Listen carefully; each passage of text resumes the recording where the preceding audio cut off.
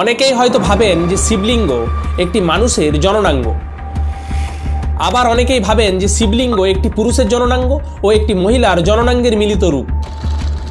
সত্যিই কি তাই, না এর কোনো আলাদা কারণ রয়েছে? আর যদি নাই হয়ে থাকে তাহলে শিবলিঙ্গের আকার এরূপ হয় কেন? আচ্ছা চলুন প্রথমে শিবলিঙ্গের আকার এরূপ কেন হয় সেই প্রশ্নের উত্তরটা দিয়ে দেই। দেখুন, আমাদের মহান মুনি ঋষিরা কিন্তু অনেক জ্ঞানী ছিলেন।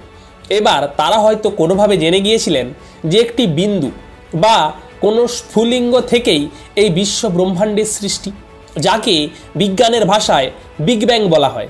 এবার তারা ওই বিন্দু আলোকেই পরমাত্মার রূপ দিয়েছিলেন। পরম ব্রহ্ম হিসাবে পুজো করার জন্য ওই বিন্দু আলোকেই পাথরে পরিণত করেছিলেন। হ্যাঁ, বুঝতে পেরেছি, আপনাদের মনে একটি প্রশ্ন এসে গিয়েছে যে একটি ছোট আলোর বিন্দু কিভাবে শিবলিঙ্গের আকার হয়। চলুন তারও প্রমাণ দিচ্ছি। তখনকার যুগে ছোট্ট আলোর শিখা বলতে প্রদীপের আলোই বর্তমান ছিল। এবার এই ছোট্ট প্রদীপের শিখাটা ঠিক করে লক্ষ্য করে দেখুন, কি শিবলিঙ্গের মতোই আকৃতি লাগছে, তাই না? দেখুন, তুলনার জন্য আমি শিবলিঙ্গটিকেও এর পাশে দিলাম। আচ্ছা, তাহলে ওই জনির আকারের বেসমেন্টটা কি জন্য? এর বৈজ্ঞানিক ব্যাখ্যা আমি অন্য ভিডিওতে দেব। শুধু আজকে এটা জেনে রাখুন, প্রথমত জল নিষ্কাশনের জন্য, যাতে পাশাপাশি এলাকা পরিষ্কার থাকে। দ্বিতীয়ত শিবলিঙ্গটিকে উলম্ব রাখার জন্য, যেহেতু আলোর শিখা সবসময় উলম্ব থাকে। তৃতীয়ত শিবলিঙ্গটিকে স্থায়িত্ব প্রদান করা। দেখুন, বেশিরভাগ ক্ষেত্রে এটা ঠিক যে নারী ও পুরুষ ছাড়া জীবের জন্ম সম্ভব না, কিন্তু এটা ভুল যে নারী ও পুরুষের সঙ্গম ছাড়া জীব সৃষ্টি হতে পারে না।